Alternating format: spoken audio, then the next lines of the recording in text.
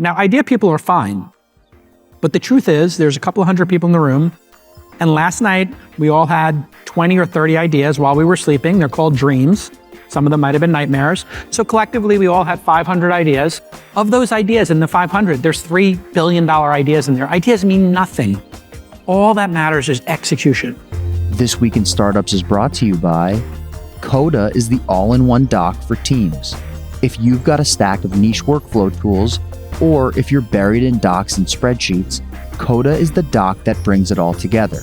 Get a $1,000 startup credit by signing up at coda.io/twist. Miro helps take ideas from in your head to out there in the world with its ability to democratize collaboration and input.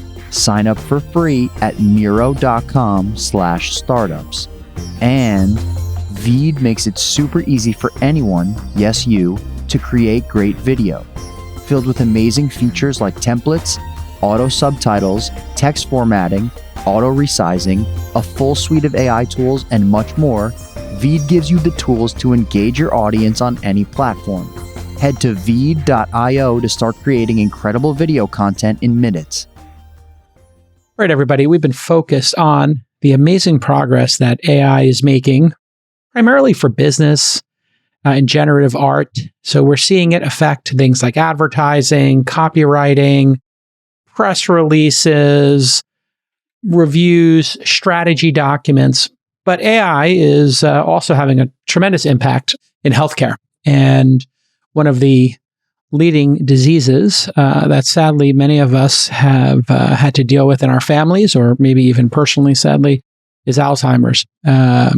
Early detection is a key piece of this, and my guest today is working on using AI and a bit of hardware to track, treat, detect this really pernicious and horrible disease. His name is James Hamet, and he is with Vistim Labs. Welcome to the program, James. Jason, thank you for having me. It's a pleasure to be here. It's great to have you. Tell us a little bit about what you're attempting to do, and then let's look at the hardware here, and we'll sportscast it for those of you listening, and just, tell us about what you're trying to solve for here and how it's going. Thank you. Yeah, I really appreciate the opportunity. So what I'm working on specifically is, I believe it's the biggest barrier to effective neurological care. And that is the diagnostic piece of the puzzle. Because today, so many patients, they come to the clinic, they want to get help, but the existing tests that we have are individually inconclusive, they're costly, they're invasive. And what this means usually for a patient is that they have to pay a lot of money out of pocket. They get results that don't necessarily help them. And it takes a very long time for them to actually get the right diagnosis. For example, Alzheimer's disease. But in dementia, there are actually 105 different cases of different types of dementia. And so figuring out which test is the right one to run, that is a problem that AI is able to solve. And the way that we solve it is in a very unique way. We've come up with a type of brain scan that is able to look at how your brain processes visual information. And from there, we can actually figure out in advance how you'll perform on a PET scan, on a spinal tap, on a variety of these tests that you would normally pay big money and a lot of time to get. The average American, it's going to take them, about 18 months lead time to get a PET scan. And we think that what we do is very cool. You can get results in the same day. So right now, in order to test if you have Alzheimer's or to get early detection of it, there are physical tests and kind of tests a doctor could administer, like your speech or eye movements coordination, that kind of stuff. And then if those don't go well, or they see signs there, my understanding is you do this brain imaging, right? It's not an MRI, it's PET, positron emission tomography. Yeah, so you basically got it. The world of today is you walk in as a patient and your neurologist is going to ask you questions, right? It's kind of like a physical evaluation, a physical test. They don't actually necessarily listen to your speech or look at your eye movements. It's more basic than that, as wild as that sounds. It might be, hey, can you count backwards from 100? Do you know what country you live in? Can you draw this shape on this new piece of paper? It's pretty wild because of how subjective it is. And another problem, of course, is that if you are advancing in stages with dementia, you may still be able to count. You may still know where you live, right? I mean, these are questions that I hope I don't get wrong early on into the disease, because that really is a sign of late stage. So the world of today, we wait for the symptoms to get so severe that the person can't even count numbers anymore. And that's when we say, okay, let's do a PET scan. It makes sense to do a PET scan. Yeah. Very rarely will you do a PET scan on a patient who says, hey, I can't remember people's phone numbers. I can't remember my garage door code. Maybe I'm like forgetting my phone and I normally always know where it is. Little tiny things. There's no solution for that type of patient. And PET scans are not cheap, and they require a bit of time to do, right? You take some sort of, I guess you get an injection, or you digest some sort of a dye, and then it does the scan. But we're talking about, to do it for your brain, what does it cost? $5-10 grand, right? Like, this is not cheap. It's a range. It's between 5 and 10. Yeah. I mean, having, but by the way, it's also inconclusive, because you could get, inconclusive. Of course, none of these tests that exist today are definitive. In order to know that you have the disease, one of the reasons why they wait to do the PET scan is because they need to show symptoms. They need to show that your cognition has changed. And so one of the problems that we believe we're solving is we have a test that measures your cognitive ability. It measures, amyloid proteins in your brain, just like a PET scan would. And it measures signs of neurodegeneration, physical volume changes in the brain. And you need really all three in order to say this is Alzheimer's or something like this. Because so there has to be a better way. And you have a hardware product plus software to do this? Yeah, so our product is entirely AI, entirely software. We do leverage equipment that's already in the clinic. We use what's called EEG, electroencephalography. It's not our proprietary device. We're not pushing any single unit. The neurologist already has these devices, usually for epilepsy and for sleep monitoring. All that we ask is that the patient wear that device that the physician already has, and then watch our video. And what our AI does is it looks at how the person's brain interprets the pictures, and we can see what types of pictures, what types of activities, animations the person's brain struggles to interpret. And that's how we know what type of damage it is, where the damage is, how severe it is as well. It's pretty amazing. Some people, from what I'm seeing, become blind to certain types of images based on their brain damage. Oh, really? Wow. That's nuts. And it's not really surprising either. Most of your brain is visual cortex, and if you have any one of these diseases, your cortex gets damaged physically. So some of those links are broken. EEGs are super easy. You put these on your head. It's like a bunch of diodes or something, and it just measures brain activity. Am I correct? Yeah. Well, there it is. We're showing it here. So this is a device that you don't make. This is a standard device, and they use this for sleeping, right? If you have narcolepsy or you can't sleep. You wear these and they test your sleeping patterns. Yeah. And this, by the way, this is not a device that you might see in the clinic. This is a little bit more of a consumer product, just so you know. But it's exactly that. You have these little tiny metal pieces, and then they touch your head, just like what was shown in the picture. And typically with a medical EEG, those will be positioned all across your head. It looks like a swim cap. Yeah. It looks, and in that one, it looks like an octopus or a swim cap. And it's just basically you can get the electrical activity in a brain. And then, so you have a video of this at work. You will give them a series of tests, record the brain activity, and then the AI does what? And maybe we could show this a little bit. Yeah. Yeah. And so what the AI does is it looks at all those electrodes and how they correlate with what is being shown on the screen across all the patients in our clinical database. So we've used our method. Yeah, that's how the AI works. It has to have data. That's the training data. That's the training data.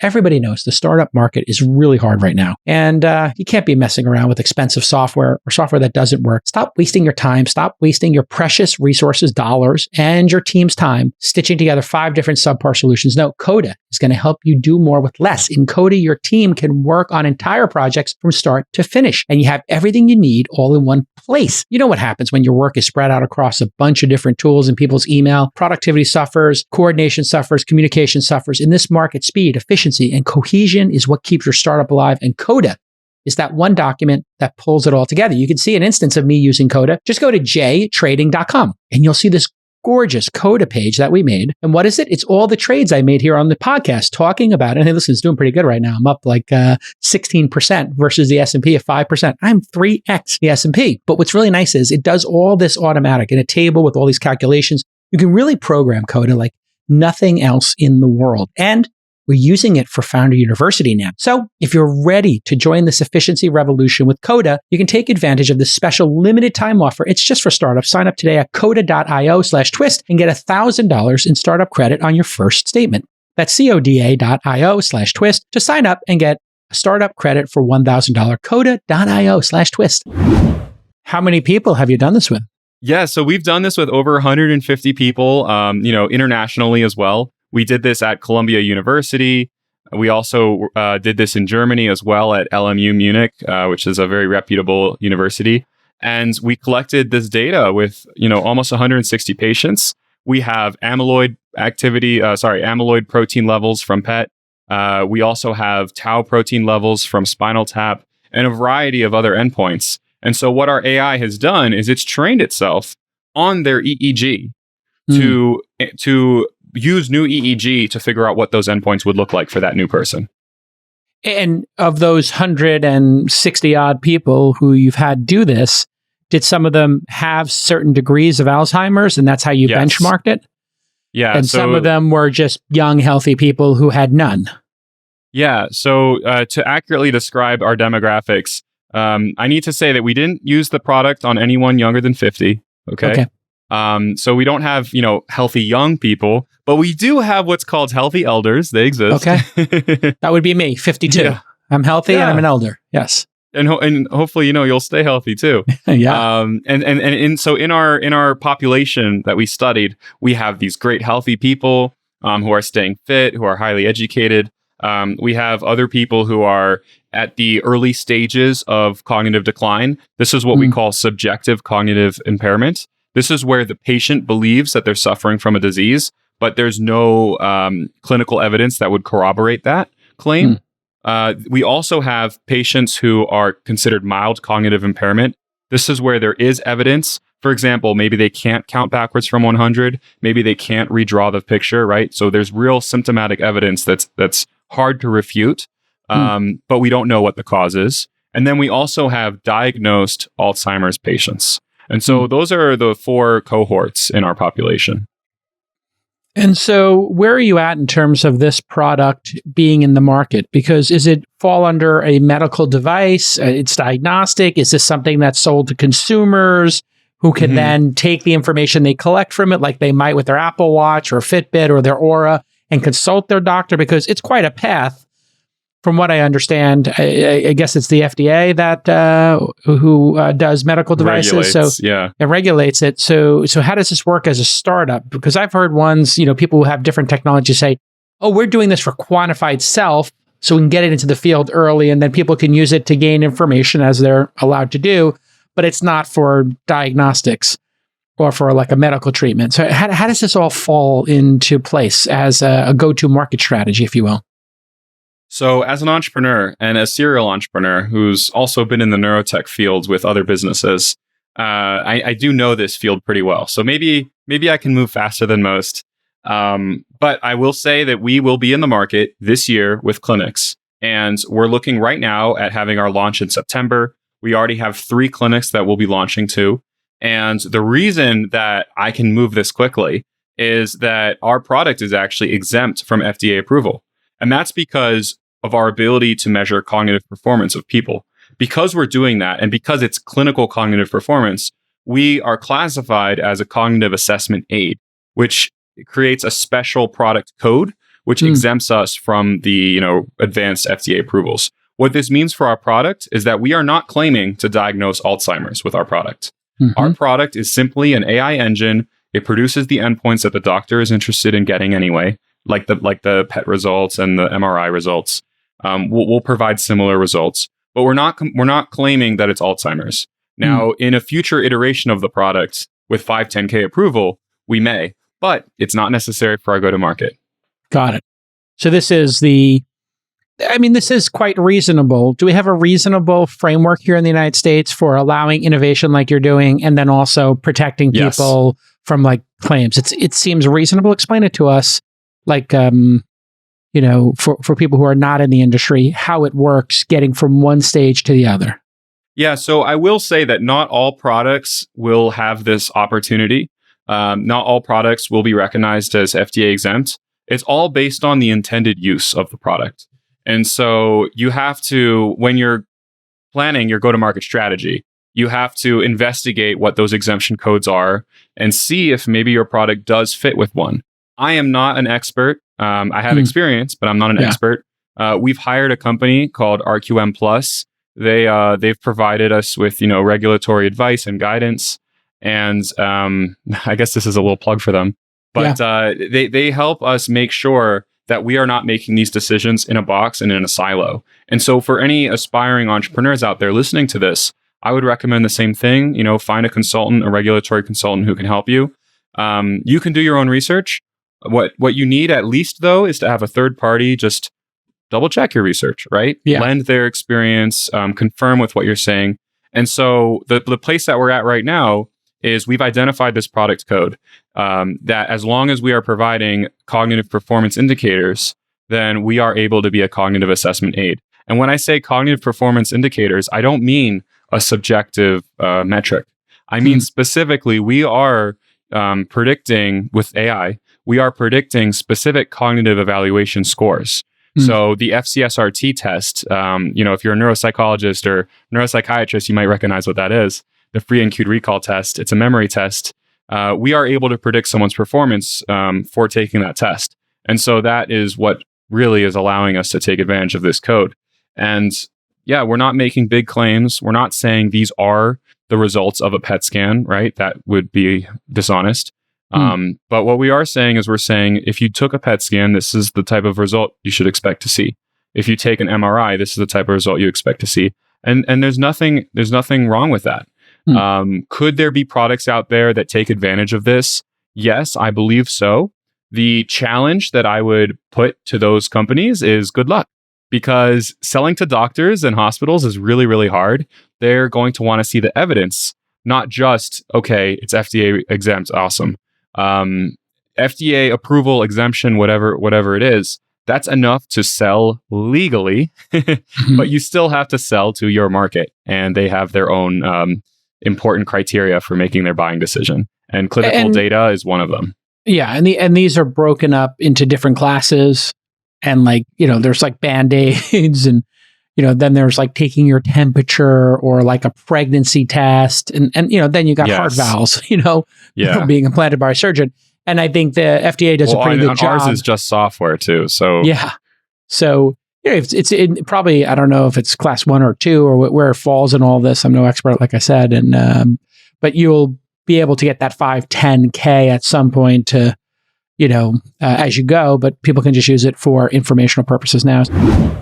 Founders always ask me and my team for pitch deck punch-ups, okay? This is constantly what we're asked to do, is help people with their pitches. Well, I've got some great news for you today. We just worked with the team at Miro, that awesome whiteboarding software I've been telling you about, to create an amazing pitch deck template for founders, which you can see right now if you're watching the video. If you want to check it out, head to miro.com/Miroverse and search for pitch deck. miro.com/Miroverse. This will help bring your pitch deck from zero to basically VC ready. Go check it out right now. And if you are a hybrid or fully remote team, Miro is incredibly useful. It's like an old-fashioned in-person whiteboarding session when everybody's brainstorming, but this one is distributed and it's asynchronous. So you can do it when you have time and you don't need to be in the same room. Miro lets you brainstorm amazing ideas, collaborate on projects, and more from anywhere in the world. When you think Miro, think 0 to 1, but faster. And Miro is so much more than a simple digital whiteboard your team can collaborate on: planning, research, design, and feedback cycles. Faster inputs equal faster outcomes, and velocity is how startups win. So here is your call to action. To access our new Miroverse template, sign up today for a free Miro account at miro.com/startups. That's miro.com/startups to sign up for free. And then, have you had any great results so far in the market or in this testing? Yeah. So we haven't deployed our product with clinics yet because the product will be launched this year. But then we will start to collect that data and get their feedback. And we believe that we'll be profitable starting in Q1 of next year. So it's a very quick turnaround. It's very nice that we have an opportunity to make profit even before that 510K opportunity. And another thing we want to do is expand into other disease states. I mentioned that there are 105 types of dementia. There's also Parkinson's, traumatic brain injuries. So these are areas that we want to help and that we know we can. I do have a video that I can share just to give a little bit more color. Yeah. And so the video is here. I turned off the sound.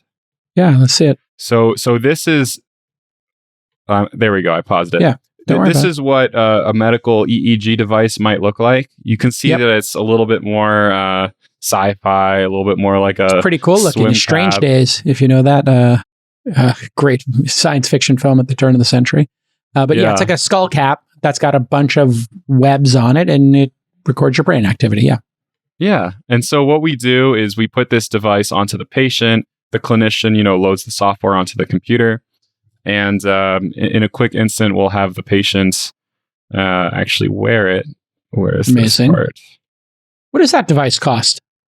Here we go. So the patient here is wearing the EEG, and they're watching some of our video.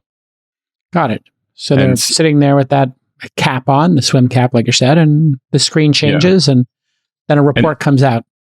Yeah, and this is an example of one of our reports. So you can see, activity within the brain. You can see where we expect distributions of amyloid. You can actually see these are continuums for those different endpoints. We create a range of where we expect the patient to fall. We also have on the bottom here, this is progression data, how we expect those endpoints to change in the future. I think that there might be a close-up that's a little bit better to see. How much does that device cost that goes on people's heads? I'm curious. Here we go. So that was just slightly zoomed in here.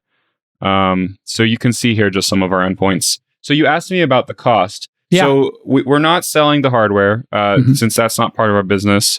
I've seen prices range between $5,000 on the low end and on the high end $40,000. Just for that system for the head to record brain activity. Yes, and it's not just for the system itself. It's also it comes with an amplifier, which is a box that does all the amplification and signal collection and all that. It's a big, pretty serious piece of hardware for clinical systems that you'll see in the regular neurologist office. A better, more accurate range is $10,000 to $15,000. Amazing. The $40,000, the most expensive one I've ever seen was a university, research equipment with, I think it was 248 electrodes. The one I showed on the video is about 60 electrodes. And so there is no consumer version of that yet in the world, but just going off script here and on a little bit of a tangent, are there other uses for that thing? At some point, are we all going to have those as like brain interfaces for our computer and be able to think of a question, have ChatGPT 17 answer it, or play a video game with it, or drive a car, or be, in other words, like Professor X? So I'm actually a pretty cool guy. You probably know about Neuralink, right? Yeah, sure. You may have heard about a company called Neurable. Neurable was my last company, and we used EEG to, like you said, drive a car, play video games, control things like phone calls and music. And so, I built that technology, and that's where I get my expertise in EEG specifically. Got it. So, how did that company wind up? Does it actually work? Can it work? Yeah. No, the company is very successful. It's based in Boston. It's actually continued to raise money and grow without me, which is honestly the dream of any entrepreneur. So I get to say that something has outlived me in a sense, at least outlived my exit. And so, it works very, very well. I'm very proud of the team that's still working on it. I think that we've raised over $10 million to date, with that business. And, we were able to do some amazing projects with some pretty large companies. I don't know what I'm allowed to share, but we used it in pro sports, situations. We used it to control virtual reality video games, wheelchairs, cars, There's some it is in my precedent to belief. this with, Yeah. there's some precedent to using these things to help with people who are optimizing for sports, basketball players, whatever, reaction time, ability to shoot the puck or kick the ball or whatever. This is like a known science, yeah? Yeah, I mean, I got a publication in Nature's Scientific Reports because I invented a type of a way to use this technology to measure how tired somebody was. I could use EEG to figure out how much sleep the person had the night before and when they'll fall asleep next. And when I say next, I mean, are they going to fall asleep while driving? Is it going to be in the next 30 minutes? I was actually taking that technology to market following Neurable when COVID started and the transportation industry crashed. And so I sort of left that one on the shelf. What will it cost to run your test if, like, getting your doctor to check for Alzheimer's, and getting that, special scan, you would talk about 5-10K. What do you think you can get it down to, this early warning system, and how often should people be tested then? Yeah, that's a great question. I believe that every American should be tested from the age of 45 onwards. Mm-hmm. I would like to suggest an annual test. I believe that, one test every 5 years would be the minimum that I would do myself. Less than that, you're probably going to miss it. You're going to miss the first signs. Because our technology can pick up the signs of disease up to 10 years before clinical diagnosis. And so you would want to catch that 10-year window as soon as you can. So I would recommend, between once every 5 years and once every year. The critical question that you're going to ask me is, well, what's the price, right? Because that determines how often I want to do it. Yeah. This is less than $1,000, and it's almost entirely covered by insurance. For people with Medicare, Medicaid, it's fully covered. For people who don't have Medicare, Medicaid, it's about $100 that they're paying out of pocket. Otherwise, it's a completely covered procedure. Well, and if you catch Alzheimer's early, I guess if people are getting tested for this every year from the age of 45 on, and you catch it early in one patient, yes. I'm guessing the drugs per month for people with Alzheimer's is probably going to be close, or the first couple of months on that drug could be the cost or, the treatment for getting the prevention, yeah? Or something in that range. So if you don't catch Alzheimer's early, if you try to treat it late, that's when the treatments become very expensive. We have Aduhelm and aducanumab and some other treatments that are coming to market now. And it's had a very big backlash because these drugs, some of them cost about $100,000 a year. That's a ridiculously expensive treatment. Meanwhile, on the flip side, if you're taking preventative medication, if you're taking medication that slows symptomatic decline, like galantamine and donazepam, and there are a couple others. Not a physician, by the way, but just sharing some names of some drugs that I've heard from physicians have worked. Yeah. These drugs are, $100 or less.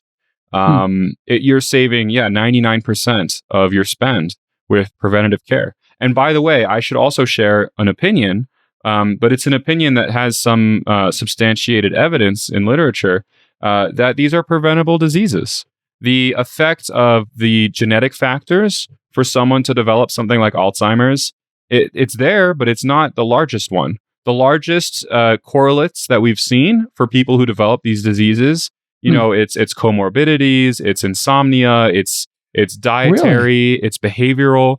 One of the things that we see, and it's hard to explain, but people who isolate themselves from society, who have like more hermit-like existences, they're the ones who are the most prone for developing dementia. And it's speculated that the social engagements that they have with other people actually keep their brain functioning longer. So I believe that there are behavioral solutions as well as pharmaceuticals. Wow. So we can prevent Alzheimer's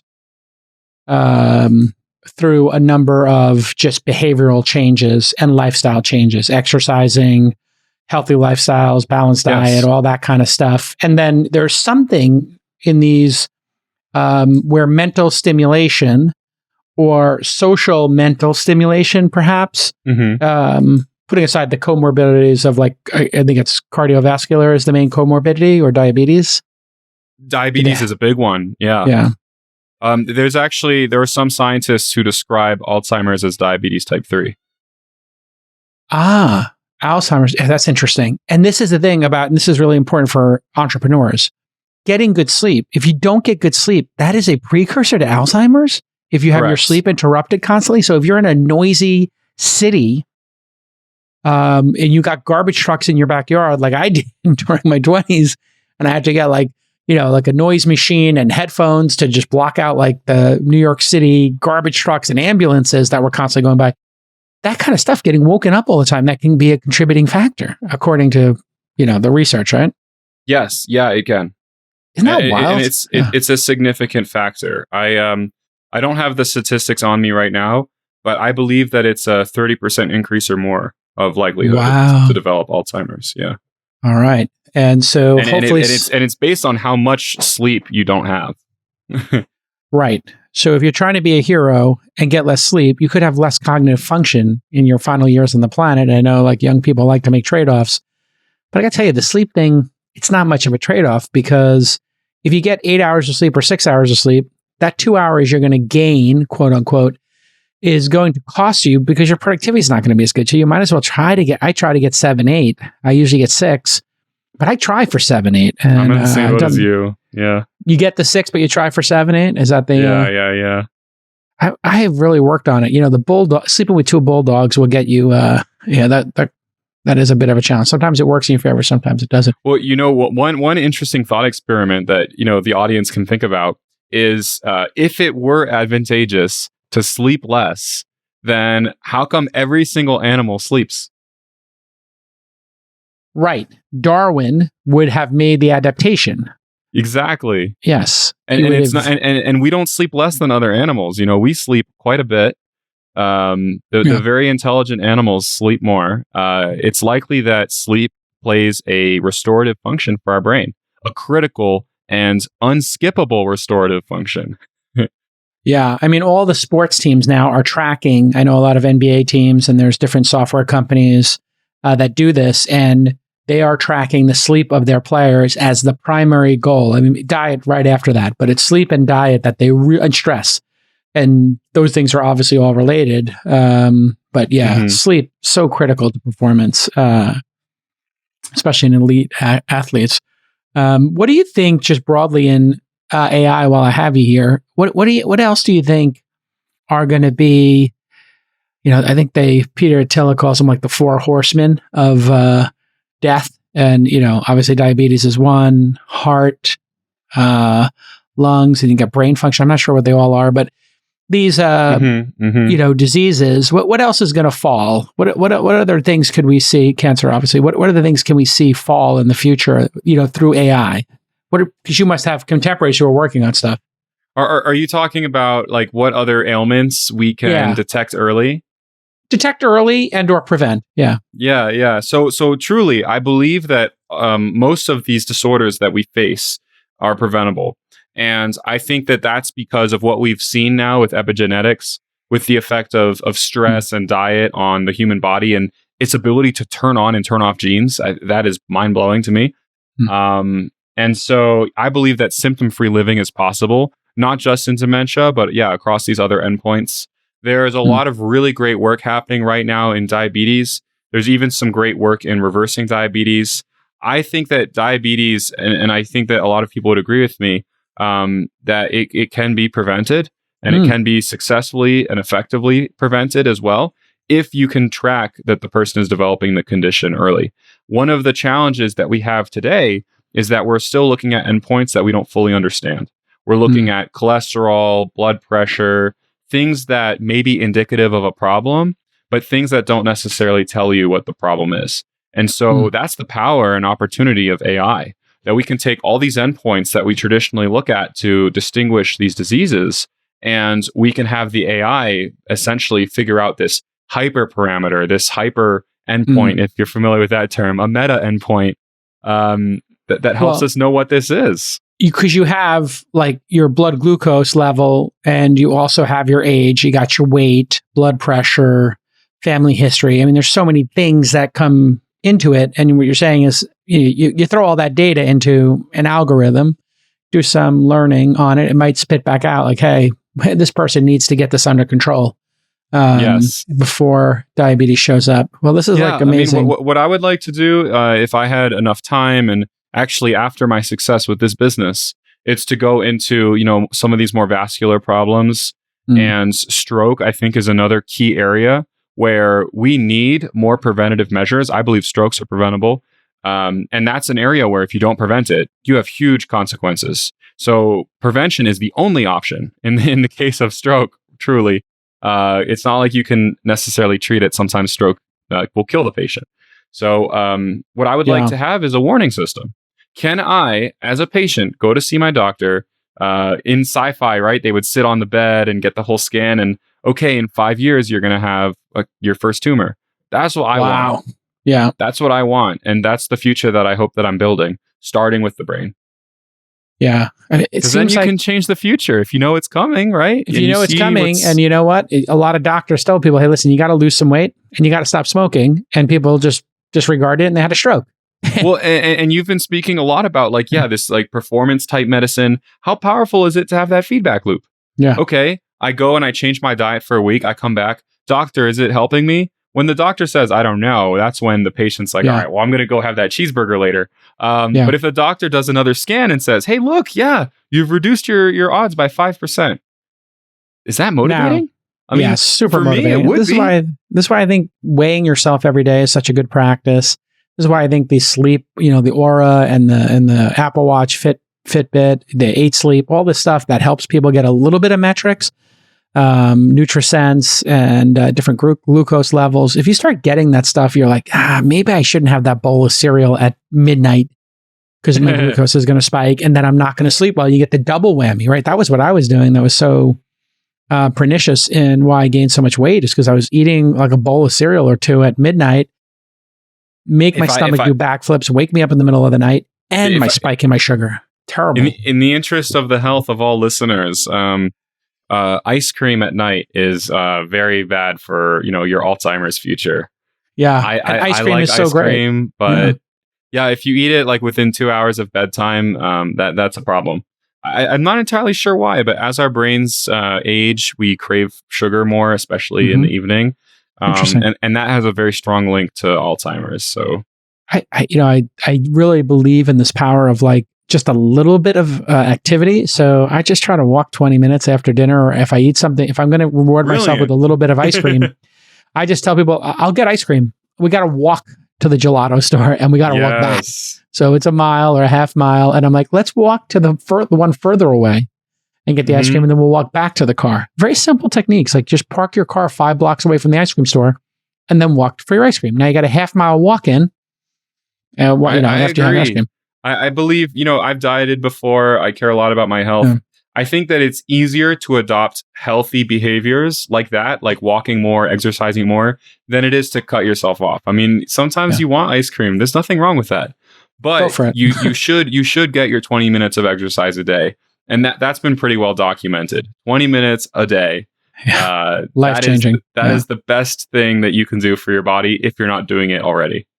All right, everybody. Great job on the company and continued success. Are you hiring? And where can people learn more about the company if they want to? Yeah, Jason, thank you so much. So I can be found on LinkedIn, also our website, vistimlabs.com. You can email me. I'm james@vistimlabs.com. Please don't spam. But do you need a headhunter? are we hiring people? Not at the moment. We just closed a round. We just brought in some new team members, which is awesome. We will be raising later this year. I think we will be growing our sales team. So awesome. If there are people who want help on that end, if you know clinicians, what I would ask is if you know clinicians who are working in dementia, Alzheimer's, and they're interested in learning more, please do connect us, because the only way that I can create a good product is by speaking with more doctors. Love it. Got to talk to those customers. All right. And we'll see you all next time on This Week in Startups. Bye-bye.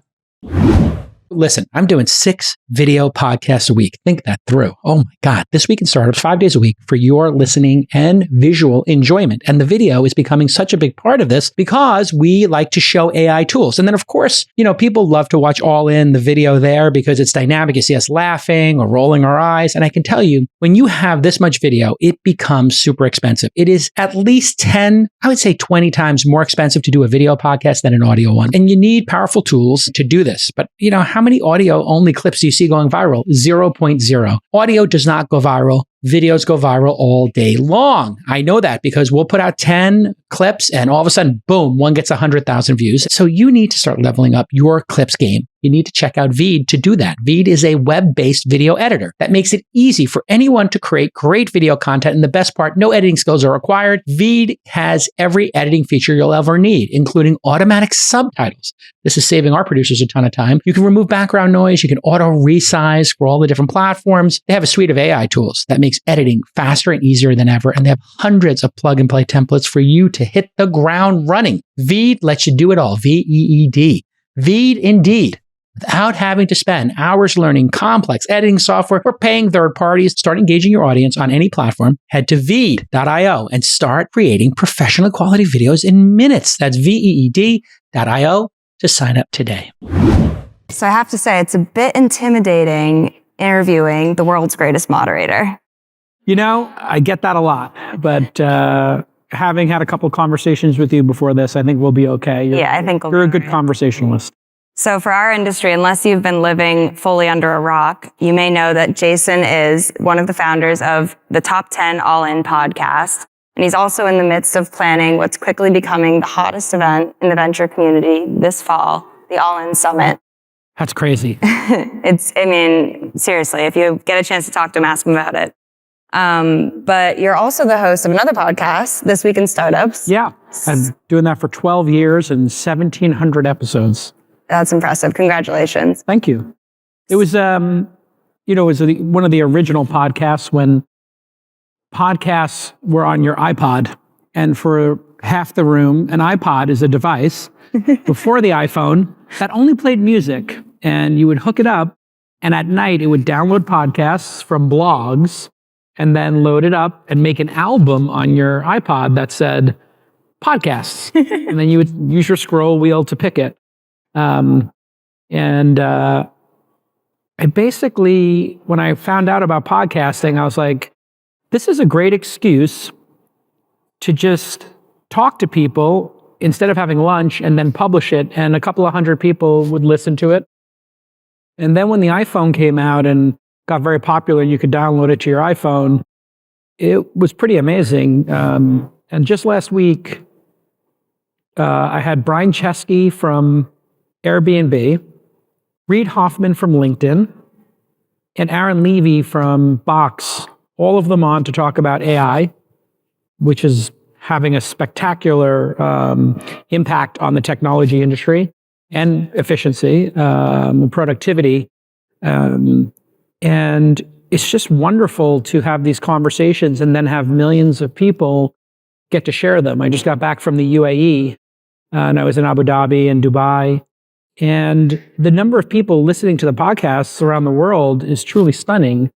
And All In and This Week in Startups, it's like people think I'm their best friend because I've been in their ears, while they're working out or going for a walk. Having Friday night dinners, we heard earlier. Yeah, somebody was telling us that their husband and wife, like their big thing is to put the kids to bed on Friday night, open a bottle of wine. And I'm like, yes, where's this going? Super fans. And they're like, and then we watch you. And I'm like, wow, I never got that one before, but okay, whatever.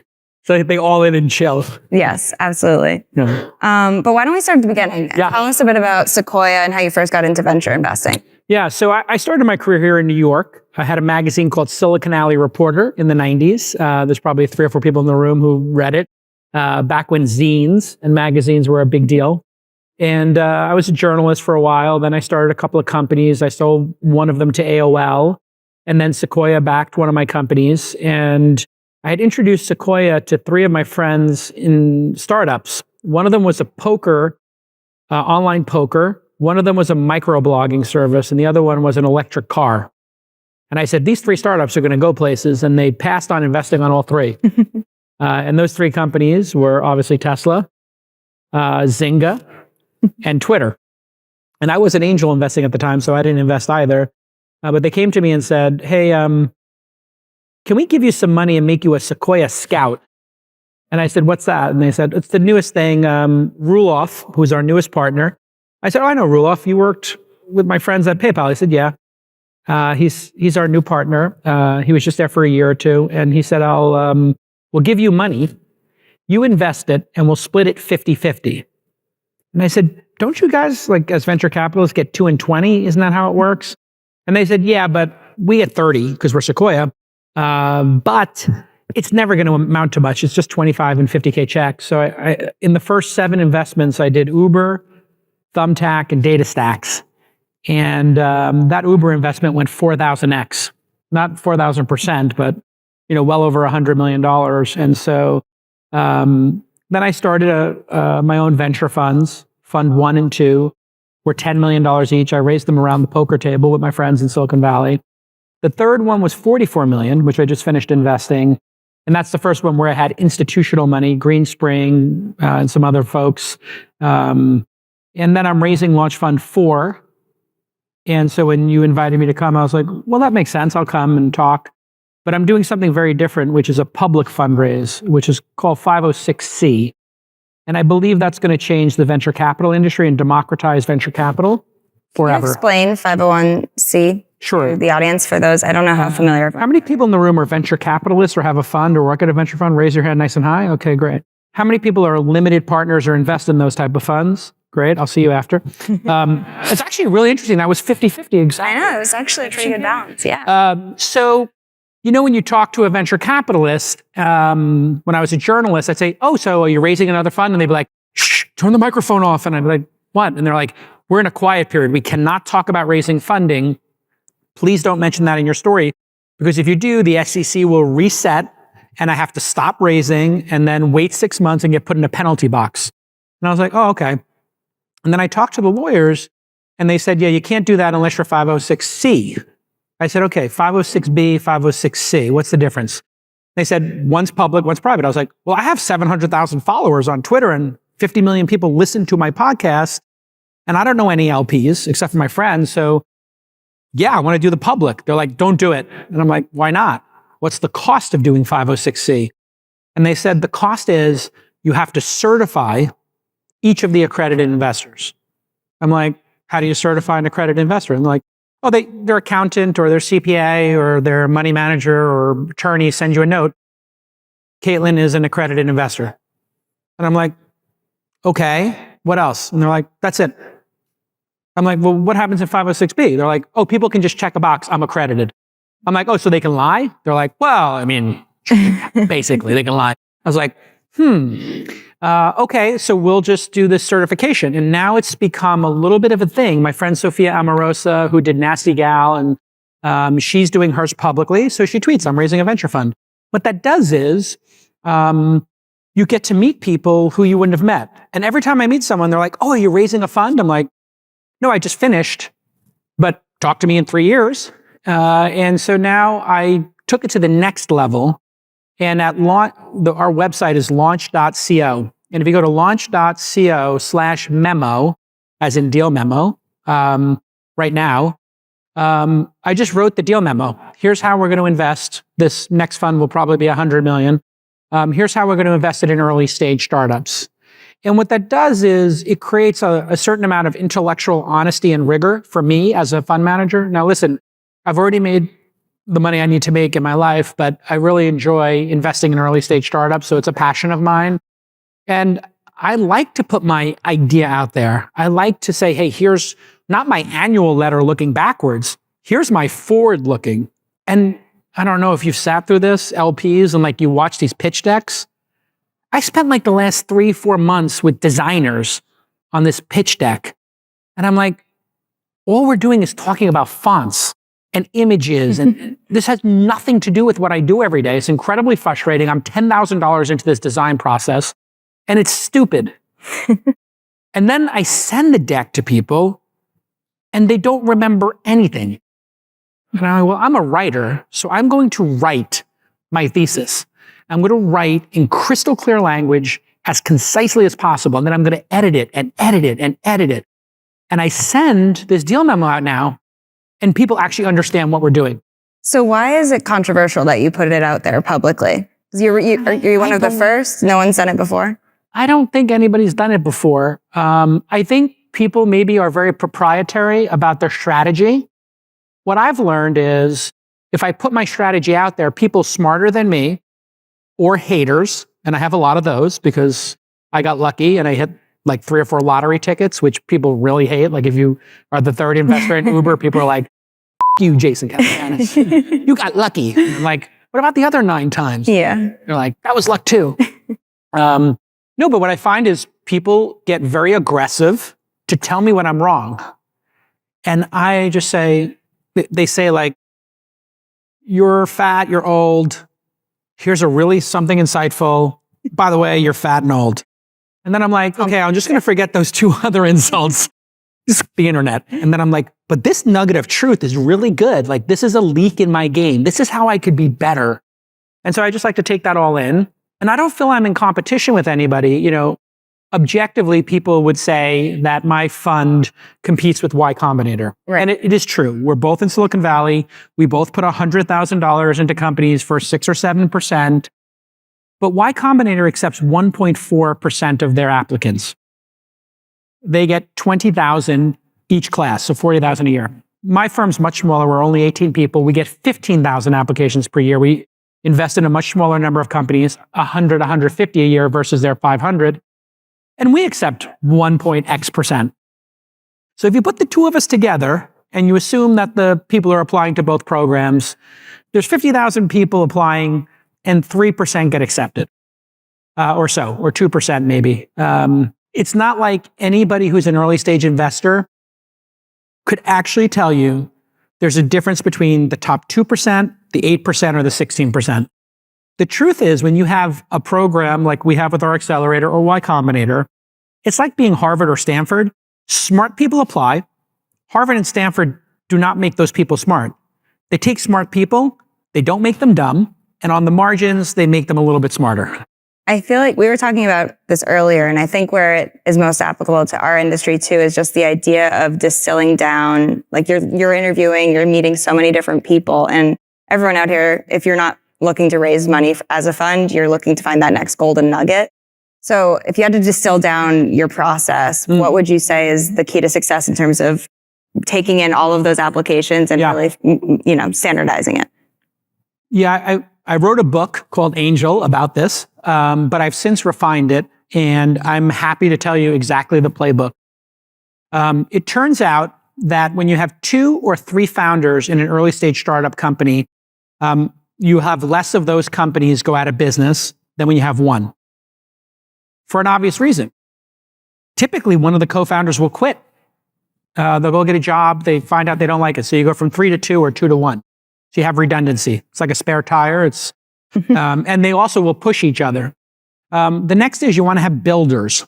You need to have builders on the core team. If you have 3 idea people, then they're just having to hire people and they're outsourcing. So we give them money and they just give it to an outside dev shop. None of the knowledge is inside the company. So you want builders on the team. Could be a developer, could be a designer, product manager, et cetera. Now, idea people are fine. But the truth is, there's a couple of 100 people in the room. And last night, we all had 20 or 30 ideas while we were sleeping. They're called dreams. Some of them might have been nightmares. So collectively, we all had 500 ideas. Of those ideas in the 500, there's $3 billion ideas in there. Ideas mean nothing. All that matters is execution. At the end of the day, if you look at a startup company, it's about a team that builds a product that delights customers. And all the great successes I've had in investing share incredibly driven, resilient, insane teams that were obsessed with products and who listened to their customers and delighted them. And everybody in capital allocation and founders, they want to talk about the total addressable market. They want to talk about go-to market strategies, competitive landscapes, matrix. All of that stuff is super important. Like when you're analyzing Netflix versus Disney Plus. or Salesforce versus HubSpot. But in the first couple of years, it's a much more simple process. And there are very granular things we look at. One of them is called product velocity. So of these 15,000 people who apply, we meet with 3,000 a year. We do a 20 or 30-minute phone call in Zoom. We record that phone call. We take that phone call, we transcribe it with AI. We take the AI transcript and we summarize it. And then while I'm here in New York, going down to Minetta Tavern to have a burger alone at the bar, well, on the way, somebody on my team will text me, this company's sick, you gotta hear this. Boom, I put it on my phone, I put it on 1.5 speed, and I listen to the founder pitch. We now have all of that in a database. And then we will email the founder every 3 to 6 months an automated message, hey, you met with us on this date, and we're hoping to get an update on the business. And by the way, when you give us an update on the business, can you rate our firm? How likely are you to recommend launch? And sometimes people will put a 3 or a 4 or a 5, because if you don't fund somebody, an entrepreneur is going to look at you and say, well, you're dumb, you didn't fund us, so we're going to give you a 5. And then we say, well, why did you give us a 5? And it says, I don't feel like you understood our business. And then I email them. Like if it's under a 5, they're like, call in JCal. I come in, I email them. I understand you met with one of my associates. It didn't go perfectly. We didn't understand your business. I apologize about that. I would love to jump on a call with you and make sure we fully understand your vision. And it's that kind of hustle that we put into what we do. Most venture capitalists are narcissists and lazy and fat. I don't mean fat like as in I'm fat or I was fat, but I lost 40 pounds, so I'm feeling pretty good about it. And so they take off like 2 or 3 months in the summer, 2 or 3 months, and they do like 2 investments a year. All these management fees, they're just in it for the wrong reasons. Like I would say 3 out of 5, like 60, 70% of them are just living high on the hog on fees. And they don't work hard. And in our company, we are a service company. We're not the stars. We are like the Amman Hotel, is what I tell my team. Have you ever stayed at one of these? Or do you know what I'm but I've been told I should stay at an Amman Hotel. I mean, it is insane. I stayed at the Amman Hotel in Tokyo, and it was life-changing because the level of service and anticipation was incredible. And so we see ourselves as a service provider to these founders. We provide them with capital. We provide them with introductions and a network. And then on the margins, some advice. The great founders generally don't need much. And then I act personally as a friend to them when they're having tough times because it's really hard. And so we take the work incredibly seriously. We meet with a lot of people. We invest in a lot of people. And then we track their progress. If they double or triple revenue, we put more money in until we hit 15%. And so now we're starting to build 10 to 15% positions in this incredible funnel. 50 million people watch the podcast every year. 15,000 apply. We invest in every fund about 400 or 500 names. And then we try to get to 15% ownership in the top 10. There's probably 20 great companies created every year in terms of unicorns. And then there's probably 3 or 4 of them become decacorns, 10 billion or more or 100 billion. There's probably 1 a year. And so it's a numbers game. Yeah. And you don't have to hit all of them. You just have to hit 1. Well, the beauty of what you said about your process is that it showcases how AI is completely changing productivity. It's wild. I feel like I'm using it daily. I'm telling all of my team members to use it daily. I know I've heard you say that on your podcast. You're interviewing people regularly on AI. Which companies do you think will benefit most in terms of margins or just in, industry in terms of productivity and the use of AI? So AI, this is the fastest pace I've ever seen in my 30 years in the industry. If you look at the other platform shifting changes, the internet, cloud computing, mobile, I think this will trump all of them. This is the crescendo moment of all of that innovation. And it's moving at a pace that's faster than I've ever seen.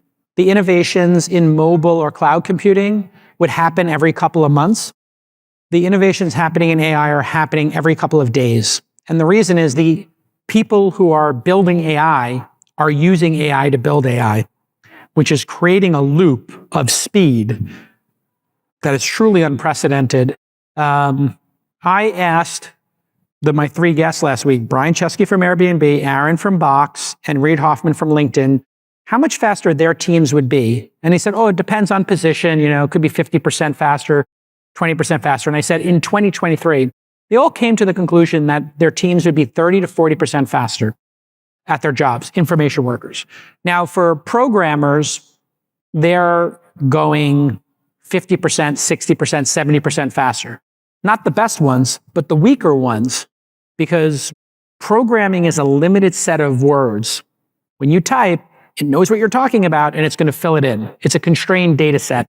And so they're doing great. Salespeople are doing great. Writers are doing great. Accountants, lawyers, all of that. And so what I predict will happen is there'll be one group of people which embrace this and use this technology every day. They will get 30 to 40% faster at their jobs every year, which means every 2 years, they will be twice as good at their job. I think there'll be a group of people who will not embrace this, just like we all know people who wouldn't use PCs or Microsoft Office or email or the internet, and they retired and they were worked out of the workforce. It might have taken 10 years back then for somebody to, everybody had that like two guys in the office who refused to have a PC on their desk and their assistants printed out the emails. They were old school. It took them 10 years to leave and they kind of got pushed out. This is going to happen in 10 months. Yeah. If you're not using these tools, you'll be out of a job in 10 months, I predict, if you're working on a computer for most of your day. And it's not meant to be hyperbolic. I think it's going to make every company 2 or 3 times more efficient and capital efficient. So for startups, that means one set. And for big companies, it means another set of complications. But it's happening whether you like it or not. The number one thing you can do, how many people used ChatGPT in the last 48 hours? Raise your hand high. Great. It's half the audience used it in the last 48 hours. And Google Bard is pretty impressive as well. I mean, this stuff is moving at a fast clip. And for startup companies, it's going to drop the cost of starting a company by 50%. For the large companies, I think Google, Facebook, Tesla, maybe not Tesla because of the factories, Uber, et cetera, I think they will be on hiring freeze indefinitely. They're never going to hire more people. We could be sitting here 5 years from now and the number of employees at Google will be the same. So just let that sink in for a moment. It could even be less. And their revenue will grow 20% a year. So their revenue is going to triple every 3 or 4 years, and their cost is going to stay the exact same. How is it possible? Well, because they're getting 30% more efficient every year, they're not going to add people. So right now, those large companies can have $500,000 to $2 million a year in revenue per employee. They're going to be doing 4, 5, 6, maybe even $10 million in revenue per employee. And that's how the world's going to bifurcate very quickly. And you're either going to be part of that massive, massive earnings that are going to explode at these big companies, or you're going to be left behind. Now, the good news is the problems that exist in the world, the number of problems is enormous. And so this isn't going to be cataclysmic for humanity in the short or midterm. I can't tell you 10 or 20 years from now when we have AGI, general artificial intelligence, what's going to happen. But let's just say the next decade. I'm pretty convinced that what's going to happen is, this app that was too small or this piece of software that wasn't worth funding is going to be done by 2 people and get to 5 or 10 million in revenue. So it's going to be amazing for humanity. Everybody's going to become a superhero. So, if you weren't a good writer or you weren't a good designer, you're going to be better than the great designers are today. So just let that sink in. How many people in here are developers? Who codes? Raise your hand really high. Or is a data scientist? Either of those two. Okay, it's like 5 or 6 people. Percentage in this room. It's a very small percentage. It's okay. Everybody in this room will be a data scientist and a developer within the next 12 months. Because everybody in this room knows the programming language of the future. It's called English. And you're fluent in it if you're here in all likelihood and listening to me, or you're doing a great job faking that you understand what I'm saying. There are people working on UX, where you can talk to it and say, I want an app that looks like Uber, but more colorful. And I want a login screen that lets you put your phone number in and lets you authenticate with your Google or Twitter account. And it designs it. And you're like, okay, you've seen it. It's crazy, yeah. Yeah, and then there's another group of people who are working on software where you say, make me an app like Uber where you can track a cab with GPS and you can log in and it writes the code. And those two companies I've had on the podcast, like multiple companies that do this, I've taken pitches from a dozen of them. And I'm like, can you just merge these two companies and just publish the code? So that's coming, and it's going to make everybody a data scientist. You're going to be able to upload a data set and say, tell me what trends you see in this data set. And it's going to give you trends. You say, well, show me what chart should I make of this data? And it's just going to give you the charts.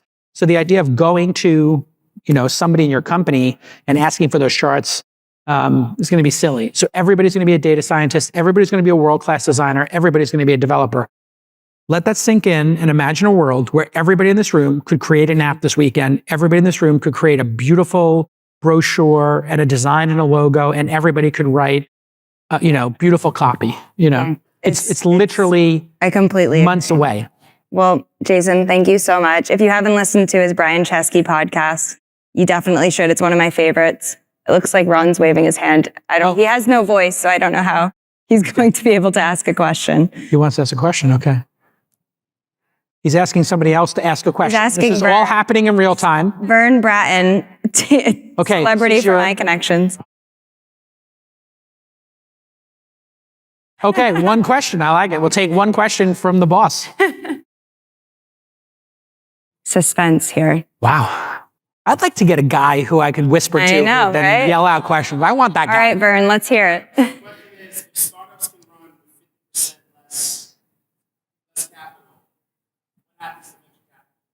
So early stage, which I'm in, will be able to get that 10 or 15%. I think people doing the Series C and D rounds, it's a great question. The people doing the C and D rounds, the late stage, they might be a little more challenged because startups will not need as much capital. And so I think the venture tourists who came into venture over the last couple of years and thought capital was a mode and they could drop 100 million or 200 million into a startup, the founders may not be down with that anymore, or they might just want to sell you some shares.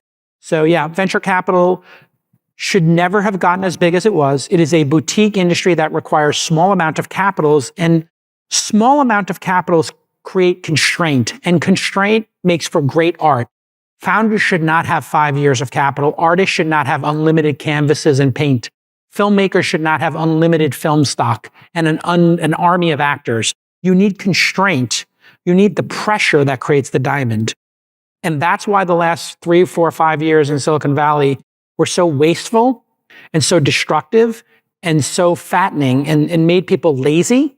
And now that it's over, oh, my job is so wonderful because everybody starting a company is dogged and hardcore, and they don't want a lot of money. They want to just get a chance and they want to work hard.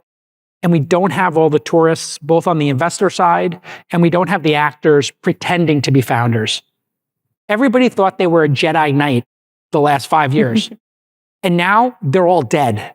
And all their arms have been cut off. Luke Skywalker, and Obi-Wan Kenobi, they're 1% of the population. Founders are 1% of the population, the great ones. And we funded another 20%. They should have never been funded. And now we're back to basics in Silicon Valley. Fund less companies, more focus, less free shit in the office, less unlimited vacation, less nonsense, and just more team, product, customer. That's it. That's the flywheel. Everything else is nonsense and a distraction. And, it's the greatest job in the world, what I do. And I really appreciate you inviting me, Ron, as well. Thank you so much for being here. And it's been great to meet everybody. Thank you for having me. Great. Thanks so much, Jason.